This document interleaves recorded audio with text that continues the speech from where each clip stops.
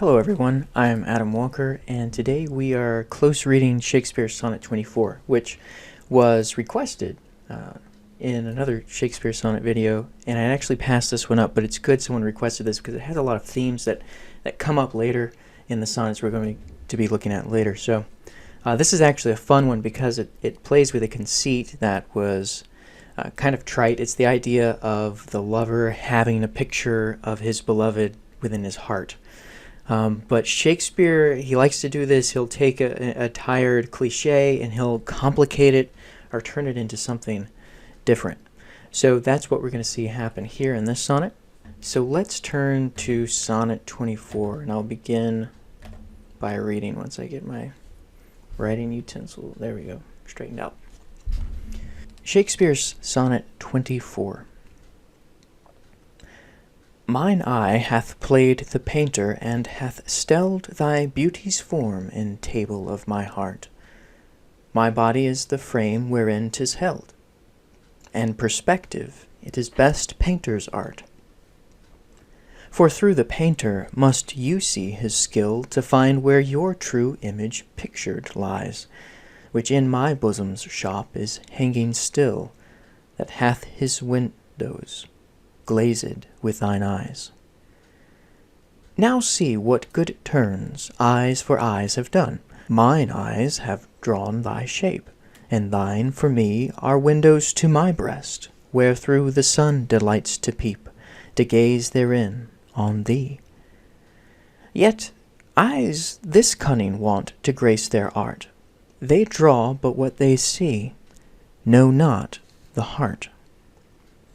So the diction is tight in this poem. This sonnet has a great economy to it, and it can also make it a little confusing. So we're going to spend some time looking at the prose meaning, what's being plainly said in the sonnet, and then examining some other aspects of the poem as well. I have in the description an example of a sonnet written by Henry Constable before Shakespeare's sonnet here that uses this conceit of the lover's picture hanging in the lover's heart. And this is what Shakespeare is using here as well. He begins, mine eye hath played the painter. Played the painter. He means his eye has become the painter, and hath stelled, which means depicted or portrayed, thy beauty's form in table of my heart. So thy beauty's form, he's addressing his beloved here, speaking in first person. The narrator says that his eye has played the painter and has depicted thy beauty's form in the table of my heart. Now that's a strange word. Why is he saying table? Does he mean furniture? No, it's a writing tablet. They used slate tablets a lot of times on which to write, and you could erase what was written if you were using charcoal or some kind of chalk. So that's what's being said here. It's like a canvas on which a painting is painted. And around the canvas we have the body. My body is the frame wherein 'tis held, and perspective it is best painter's art. We have this word perspective, which it just means to give it a lifelike depth. It's something artists do to make a portrait look dimensional. Yeah, it could also mean, in this time, a distortion. But what's interesting, too, is that this word I that we saw in line 1 will continue to be repeated throughout the sonnet. Now, moving into the next 4 lines, this quatrain here, beginning with line 5. For through the painter you must see his skill to find where your true image pictured lies. Your true image. So remember how I said that perspective could mean a distortion? Well, that possible meaning is challenged here. We have the noun image in pictured, which is actually a verb, although you might not get that the first time. This is also a verb. So the beloved, his true image, or the beloved's true image, is pictured, which lies in his bosom's shop. So in the narrator's bosom's shop, in his heart, really, but this is the metaphor of really a workshop, not a store. So like an artist's workshop. And it is hanging still. Now, there's possibly a double meaning here with still. It means motionless perhaps, but it could also mean yet. It's still there. It is yet there. It remains there. That hath its windows glazed with thine eyes. So now this idea of windows is introduced and is going to be picked up in the final quatrain here. Now see what good turns eyes for eyes have done.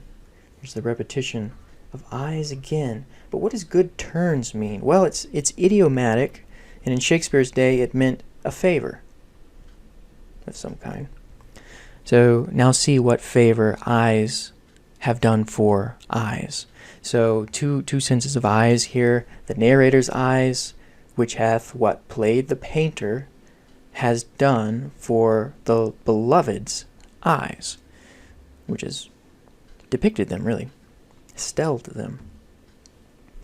Mine eyes, says the narrator, have drawn thy shape, and thine for me are windows to my breast. So this is where the language gets really tight here, and there's an ellipsis, which is an omission of a noun or a word. And so the word that is omitted is eyes. So mine eyes, says the narrator, have drawn thy shape, and thine eyes, understood, thine eyes for me are windows to my breast. Now here's where the conceit gets complicated, because Shakespeare here, instead of saying your eyes are windows to the soul, he's actually saying your eyes are windows to my soul. And so there's like a triple reflection or a double reflection going on here. He beholds his eyes in the eyes of the lover. Mine eyes have drawn thy shape, and thine for me are windows to my breast, where through the sun delights to peep. So again, playing on the idea of windows again, the sun peeping through windows. You think of John Donne's poem about that. But you also think of Sonnet 18, where Shakespeare calls the sun the eye of heaven. And he'll do that again in other sonnets as well. So the sun delights to peep and gaze therein on thee. Yet eyes, and here's more complicated language which I'll untangle here. Yet eyes, this cunning, want to grace their art. What does that mean? Okay, so yet eyes, this cunning or craft, want to grace their art. And want means needs or lacks. So yet eyes lacked this craft or skill to grace their art. And what is lacking? What is this skill or this cunning that's lacking? Well, he has the colon here and he tells us. They, the eyes, draw but what they see, meaning only. These eyes draw only what they see. Know not the heart. Another ellipsis here. What is the omitted word? Eyes again. So not only are the eyes repeated in what is said, but the eyes are repeated in what is left out. In this ellipsis here, thine eyes, and here as well. They, that's referring to eyes, the eyes draw only what they can see and not the heart. So it ends kind of in doubt. This sonnet went along really nicely, beautifully, optimistically even. And then there's this shadow of a doubt right at the end that the narrator's eyes, although he has the beloved's picture in his heart, he doesn't know the beloved's heart. And so that remains a mystery to him.